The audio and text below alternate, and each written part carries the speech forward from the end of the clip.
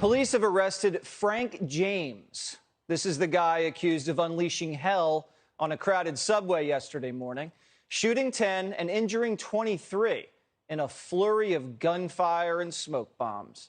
The shooter called the police on himself as he calmly strolled around the city for 29 hours, even popping into a McDonald's. Just got a number 3.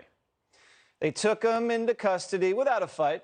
Police have not yet released a motive, but here at Primetime, we've been doing some investigating and found some very disturbing videos on his social media pages where he's just spewing black nationalist ideology.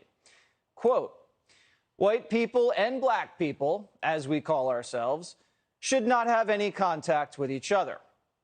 In another video, he said, "A factory reset on humanity is needed in order for you to have any thought of having a effing future. There are people, white people in this country, because I'm getting tired of you, and I'm black." He continued, quote, "I am so happy. I have a sense of joy. I've seen a side to human beings, and they need to die. They need to suffer and drop effing dead."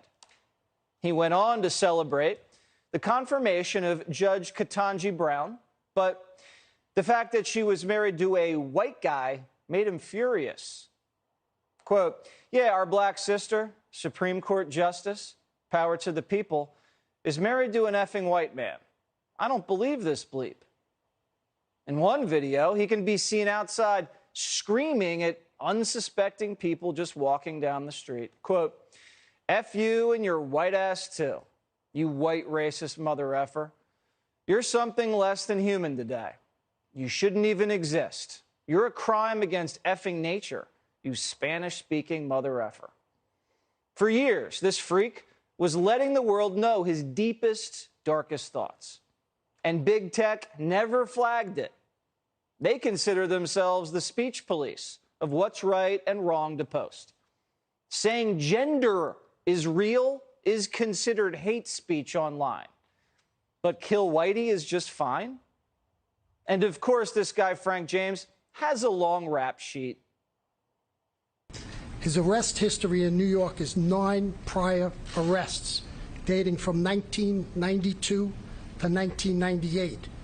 Those include possession of burglary tools 4 times, criminal sex act, theft of service 2 times. He was arrested on a New Jersey warrant. He also has a criminal tampering. He has 3 arrests in New Jersey in 1991, 1992, and 2007. They are for trespass, larceny, and disorderly conduct. That arrest record, combined with the years of twisted videos, how was this guy not on the FBI's radar? There has been some reports that FBI holdings to date had a tie to Mr. James. I want to be very clear that to date we have found no record of an investigation of Frank R. James by an FBI office before the shooting yesterday. Reports that FBI's New Mexico field office previously investigated him are inaccurate. The FBI has been busy framing Trump and militia kidnappers, missing dangerous radicals just right under their nose. If you watch the mainstream media, you'd have no idea black nationalists even exist. As soon as the press realizes the attacks don't fit their narrative, they bury the story. Remember the Waukesha massacre, where Darrell Brooks rammed his SUV through a Christmas parade, injuring 62 and killing 6? Brooks also has a lengthy record and shared plenty of posts on social media calling for violence against white people, saying Hitler was right, and comparing cops to the Klan. We reached out to the FBI to see if they figured out what his motive was for plowing down innocent civilians. And the FBI referred us to local authorities who haven't gotten back to us. Last April, Noah Green rammed his car into 2 officers at the nation's capital, killing one of the officers. He was a follower of that outspoken anti-Semite Louis Farrakhan. And in Louisville, Quintez Brown, who was once honored by Barack Obama and made appearances on MSNBC, was arrested for trying to assassinate a Jewish mayoral candidate, Craig Greenberg. A local BLM chapter bailed him out soon after posting 100 Gs. He supported armed militant groups online and talked about revolutionary communism and black nationalism. And these are far from isolated incidents. Corey Ali Muhammad, David Anderson, and Micah Xavier Johnson all had ties to black nationalism and all murdered many in their cities. The FBI failed to stop any of these people, and the media refuses to cover the story. To them, the only domestic terrorists wear red hats. That's why I've said I don't really think there are two parties in this country anymore. One is a semi-governing party called the Democrats, and the other is a dime store front for a terrorist organization called MAGA. That is the real problem here. It's no longer about lies and disinformation. It's about having our sitting government take an active role in controlling dangerous people who do not believe in democracy anymore.